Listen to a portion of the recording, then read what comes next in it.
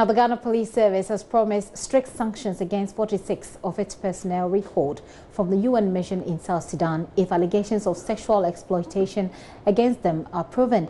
Director of Public Affairs at the Ghana Police Service, ACP David Eklu, said even though the allegations have not been proven, the scandal will dent the image of the Ghana Police Service. He spoke earlier on JoyNews desk. Difficult to conjecture any punishment now. Let us wait till the investigations are done, and it will also come with recommendations from the United Nations. We'll look at it before we see the way forward. But here in Ghana, if we have to have some disciplinary action or disciplinary sanctions for these police officers, if the claims are substantiated, what are they likely to be? If it is a crime that the law says can be punished anywhere, they will face court action. But if it's not a crime but a misconduct, then there are also rules and regulations for taking them through internal service inquiry disciplinary procedures. Yeah. ACP, what is the proper behavior or code of ethics for personnel who are deployed to such missions with regards to their sexual relations?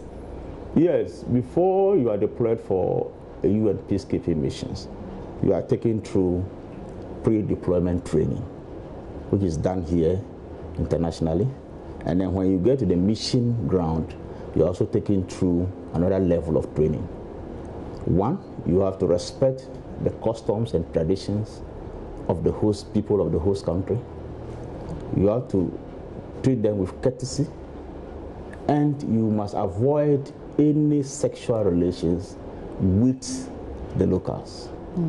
Whether it is by consent or not, it is a no-go area for peacekeepers. Yeah, those are the conditions. Yeah. And so they are not under any circumstance allowed to have any sexual relations with... It is a no. It's a zero tolerance level. No area. How are we likely to be affected by this if it turns out that this indeed is true and we had some of our personnel engaging in sexual exploitation? Well, as I said, when it comes to these issues, it is first individual responsibility. But we would have to take steps to avoid any future occurrence. As I told you, we have police officers serving currently in 4 UN missions: Sudan, Somalia, and then Central African Republic, including South Sudan. So I don't think from the report that came, the UN itself acknowledged the excellent performance of Ghanaian police officers on peacekeeping missions. And they also indicated in that report that this incident is not widespread, it's an isolated case. So it is not widespread, it is not characteristics of Ghanaian police officers who go on UN peacekeeping missions. Interesting. You mentioned that the UN has a zero tolerance policy for sexual abuse and exploitation. And that's why I'm asking, in cases like these, even though you mentioned that we don't have an example here in Ghana, what is likely to happen to the country that offers its men for UN missions if it is found that, yes, indeed, these police officers were exploiting the women in Sudan, and some of them we are hearing are pretty young women? What are the implications for us as a country and as a Ghana Police Service? What I said is that there are 2 levels of punishment. The UN itself has its own punishments per the MOU. Internally, there are also disciplinary actions that will be taken against the officers involved.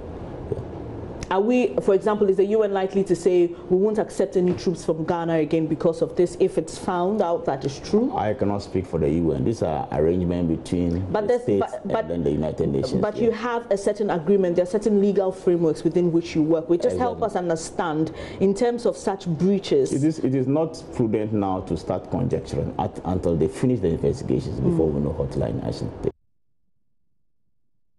Speaking with ACP Eklu earlier on JoyNews desk.